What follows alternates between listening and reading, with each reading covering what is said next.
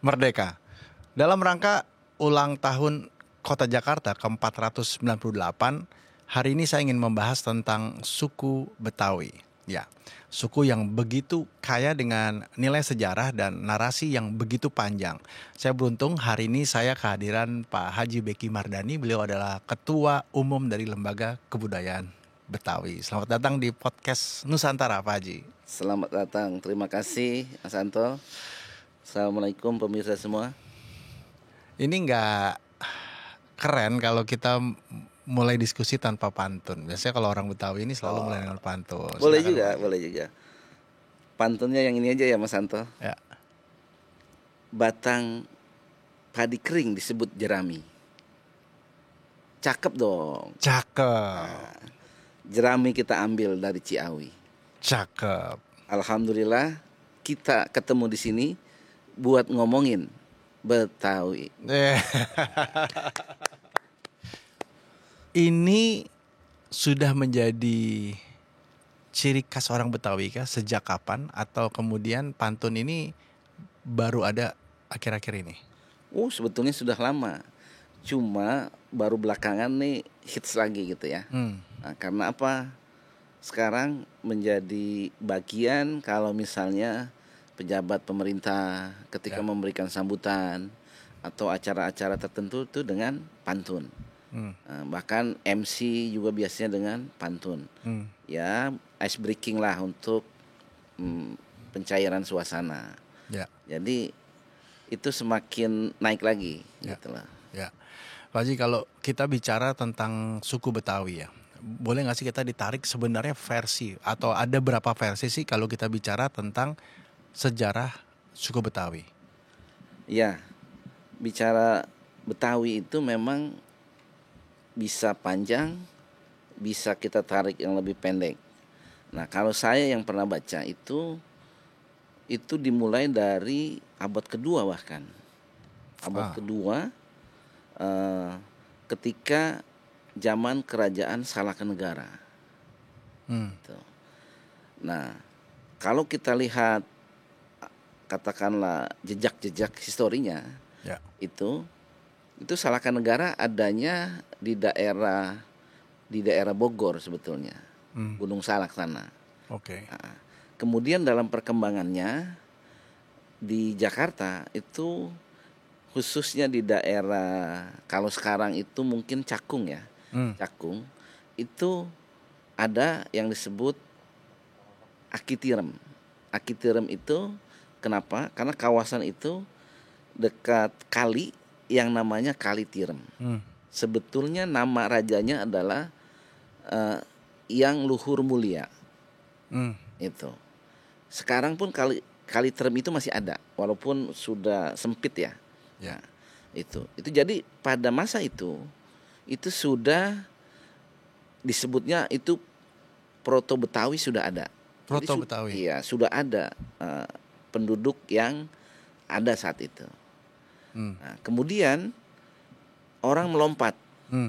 Itu masuk ke abad kelima. Ketika Kerajaan Tarumanegara. Itu.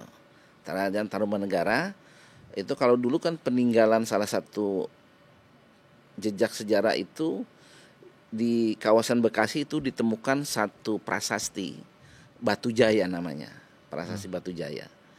Nah, ini yang tanda petik menjadi peninggalan yang sampai sekarang masih ada yang bisa dilihat.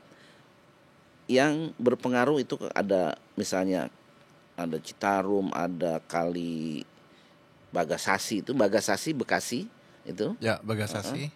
Itu adalah bagian dari raja dari keturunan kerajaan Tarumanegara gitu. Suku ini dulunya disebut Betawi atau kemudian nama Betawi ini hadir setelah VOC masuk? Betul. Jadi dulunya belum disebut sebagai Betawi memang. Nah, nama Betawi itu kan sebetulnya tadinya Batavia. POC memberi nama itu Batavia sebetulnya. Karena oleh orang lokal ini slip lafalnya gitu kan.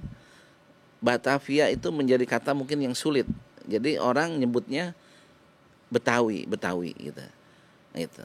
Itu penamaan dari Batavia. Nah, kalau kita lihat kan penaklukan Batavia oleh katakanlah Belanda itu di tahun 1619 gitu kan, oleh Jan Pieter Soenkoen kan gitu. Dia sebutnya untuk orang lokal saat itu orang Batavia. Nah, karena ini digunakan oleh pemerintahan ya, katakanlah kolonial saat itu. Nah, orang-orang penduduk lokal saat itu nyebutnya sulit, jadi dia Betawi, menjadi Betawi. Nah, dalam perkembangannya kita tahu di katakanlah kota pelabuhan Jakarta nih, Sunda Kelapa, itu kan ada peristiwa yang katakanlah bersejarah juga, yang pada tahun 1527 itu pembebasan pelabuhan Sunda Kelapa oleh pasukan katakanlah Fatahillah saat itu sebetulnya diberi nama, dia terinspirasi karena ini kan kerajaan-kerajaan Islam sebenarnya Fatahillah. Itu dari Quran surat Al-Fat itu inna fatahna laka fatham mubina, artinya itu kemenangan yang sempurna.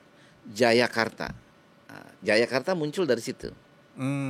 Jadi ketika pasukan itu mampu menaklukkan Sunda Kelapa, maka diberi nama Jayakarta.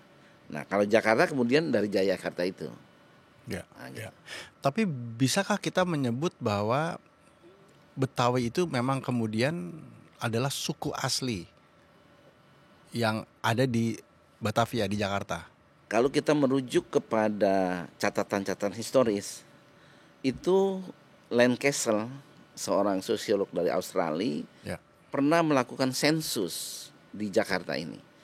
Jadi dia pada tahun itu sensusnya jauh sebelum kemerdekaan sampai kemerdekaan. Pada saat itu dia sudah mencatat sebagai ada satu suku namanya Betawi. Ada Jawa, ada Sunda dan sebagainya.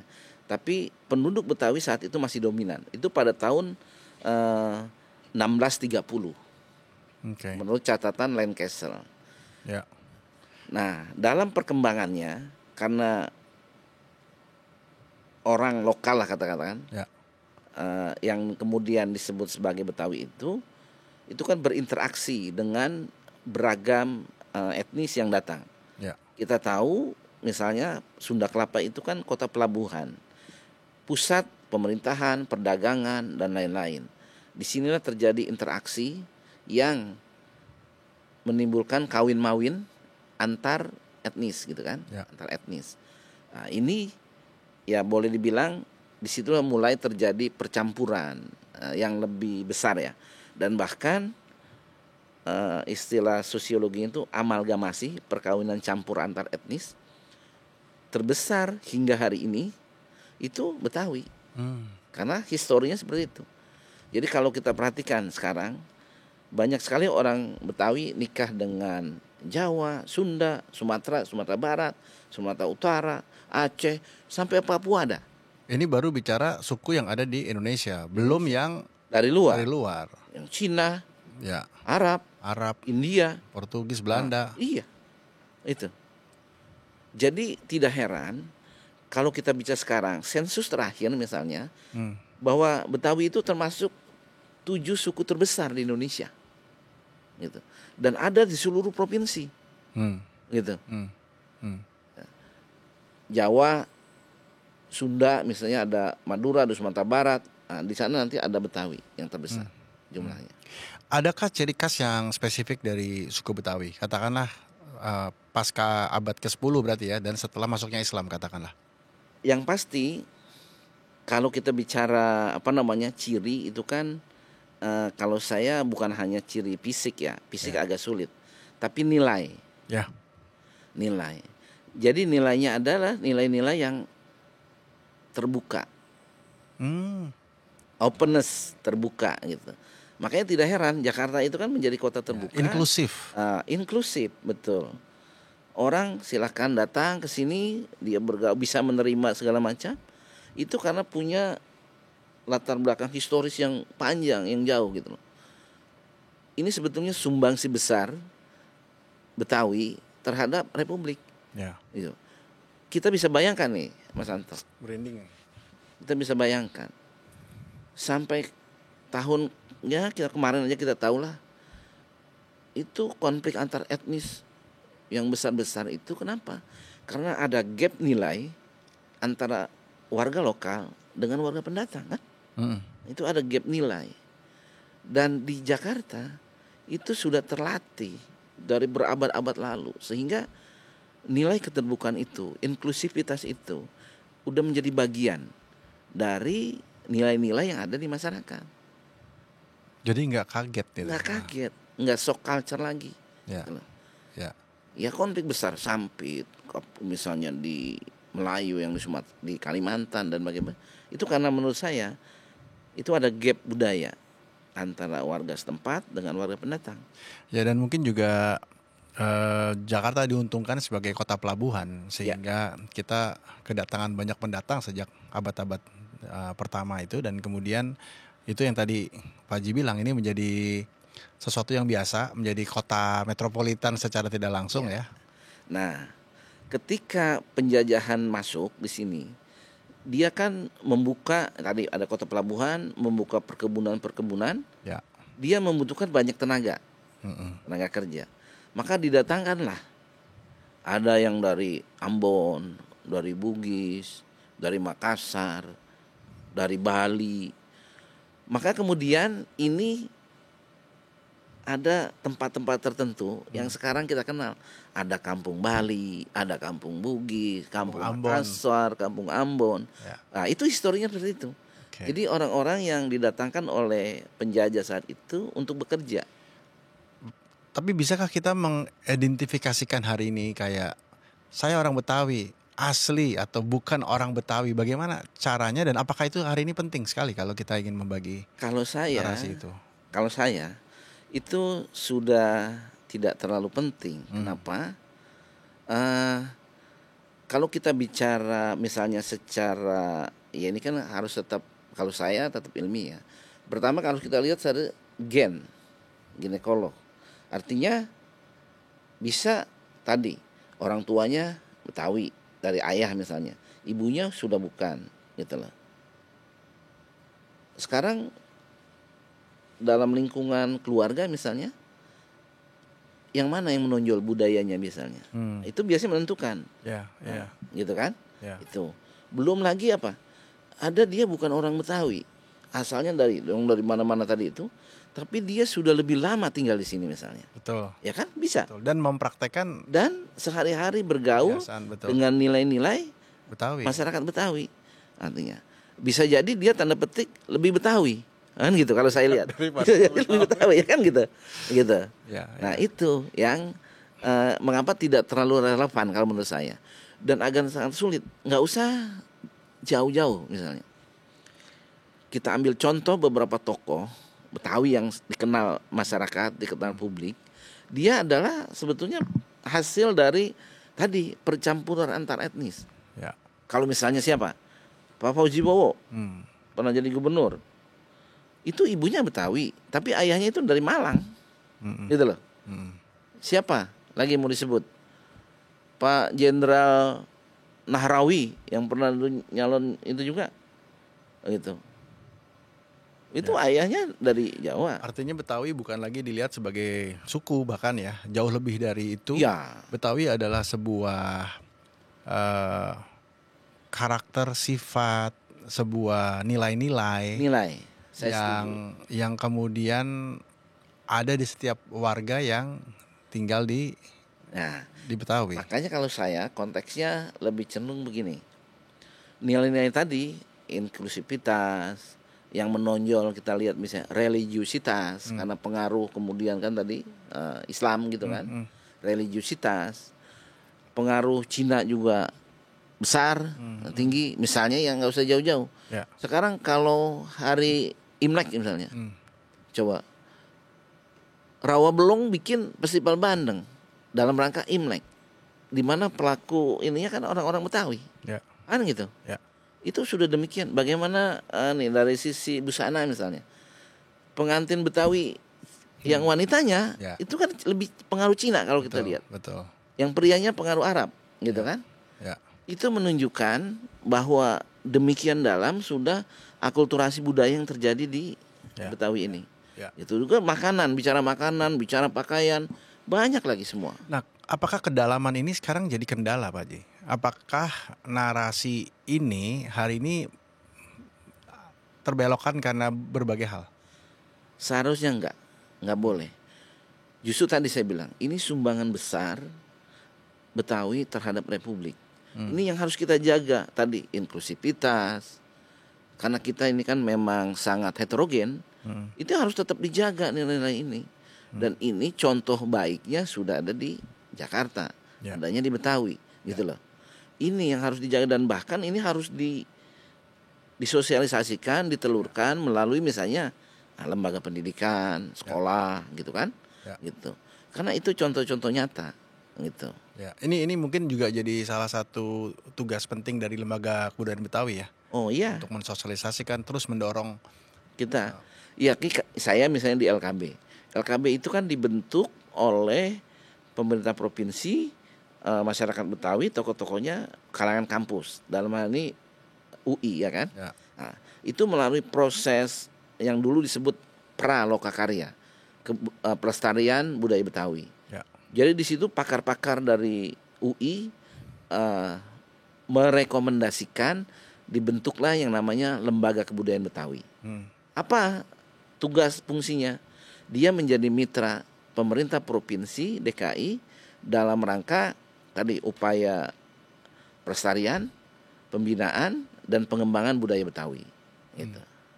Ya, Pak Haji, bahasa Betawi ini sangat dekat sekali dengan bahasa Indonesia, seolah-olah hanya mengganti A dengan E gitu ya. Tapi apakah memang kemudian ini menjadi sebuah ikon budaya juga kalau kita ngomong bahasa Betawi? Karena di daerah-daerah pun hari ini saya melihat anak-anak muda di berbagai daerah juga berbicara, ngomong dengan gaya Betawi. Ya. Kalau secara kelompokan, rumpun gitu, Betawi itu masuk sebetulnya Melayu sebenarnya kalau dari sisi bahasa ya, bahasa Melayu. Cuma dengan logat dialek Jakarta kan gitu, Betawi gitu. Kenapa ini katakanlah populer? Karena Jakarta kan tadi tempat orang datang dari mana-mana ke sini. Ya. Jadi orang-orang daerah yang datang ke Jakarta bergaul di sini dengan gaya-gaya tadi dialek Jakarta, dialek Betawi. Ketika kembali dia pakai, wah istilahnya gue dari Jakarta nih, gue bisa ngomong, kan gitu. Ya. Itu. Kedua apa? Faktor media yang ada, misalnya radio. Radio kan penyiarnya juga banyak pakai dialek-dialek gitu. Kemudian sinetron dan lain-lain. Itu mempengaruhi semua gitu loh. Bahwa dialek Betawi ini menjadi demikian gitu. Ya. Nah, ini ada satu pertanyaan mungkin juga saya rasa cukup sulit untuk dijawab.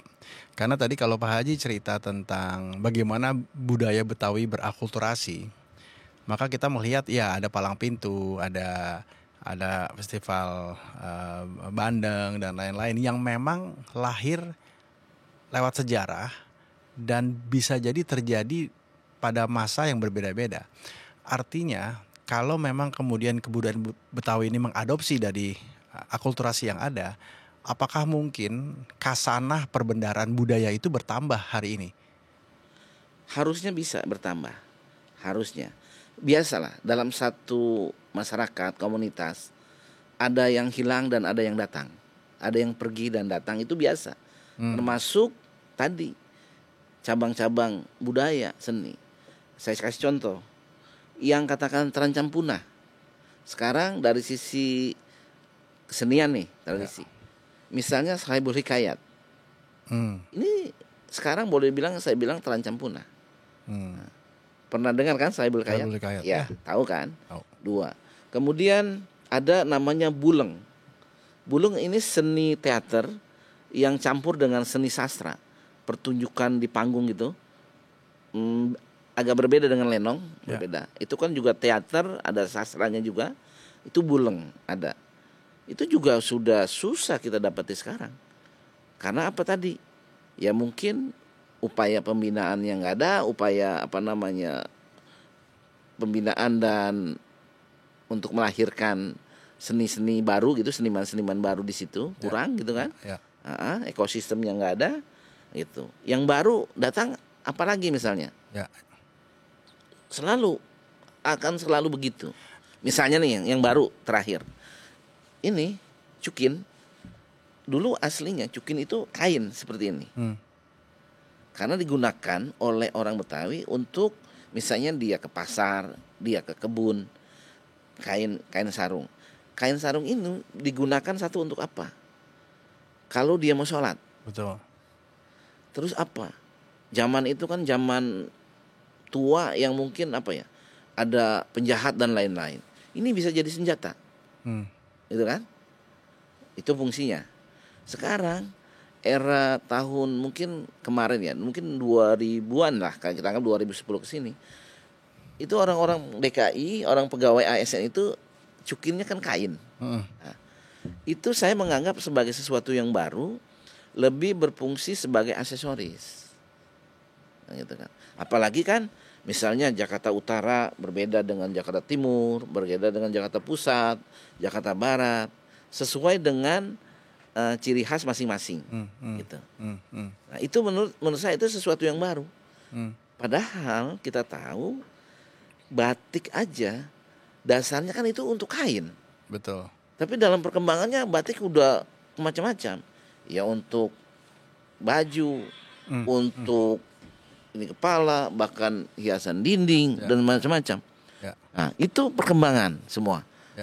Gitu. Apakah itu kemudian jadi salah satu tugas dasar dari LKB juga ya untuk kemudian inventaris ya apa yang kemudian datang baru menetapkan misalnya? Iya. Jadi saya termasuk tadi saya bilang orang yang dinamis dalam arti kita tahu yang lama seperti ini, ada yang baru seperti apa. Ini kan nggak bisa kita tolak gitu loh. Kalau saya. Tapi kita bisa membedakan mana yang katakanlah, oh ini yang aslinya begini, oh ini udah modifikasi gitu loh, gitu. Seperti itu kalau saya. Jadi saya sangat terbuka terhadap katakanlah ada katakanlah kreativitas baru untuk melahirkan dalam seni, dalam busana dan lain-lain gitu loh. Saya ditantang misalnya ketika jadi juri Abang None. Juri Abang None itu para pragawati misalnya ada Ibu Oki di situ kan, dia bilang, Bang bisa nggak nih None Betawi itu, None Jakarta itu pakaiannya kurang grande. Bagaimana kalau kita modif dengan gitu kan? Ayo saya terbuka, silakan. Karyanya seperti apa, kita lihat, kita saksikan, nanti kita nilai. Oh iya, kalau ini sebagai sesuatu yang baru dan cocok, bagus, nanti kita sepakati, gitu. Itu salah satu contoh upaya dalam tanda petik pengembangan kalau istilah saya. Kan dari ada pelestarian tentu saja tadi yang lama-lama ini ada pembinaan yang biasanya dari pemerintah dan pengembangan. Pengembangan ini adalah ladang kreativitas dari para pelaku, nah, gitu. Kan sekarang sangat kreatif, apalagi dengan perkembangan teknologi yang luar biasa. Menurut saya ini juga menjadi ruang yang sangat baik gitu untuk tadi melahirkan karya-karya baru, kreativitas baru oleh anak-anak sekarang termasuk. Ya. Apa tantangan sekarang bagi masyarakat Betawi dan juga bagi lembaga kebudayaan Betawi ya menghadapi tantangan zaman hari ini? Pastinya gini, kalau kita perhatikan tantangan yang paling berat adalah gini. Ini kan secara baik yang internal maupun kita anggap dari eksternal pengaruh. Betul. Eksternal tentu saja budaya-budaya yang baru datang dari luar kan. Yang internal sendiri secara demografi ini kan kantong-kantong Betawi makin tanda petik tergusur. Betul. Gitu.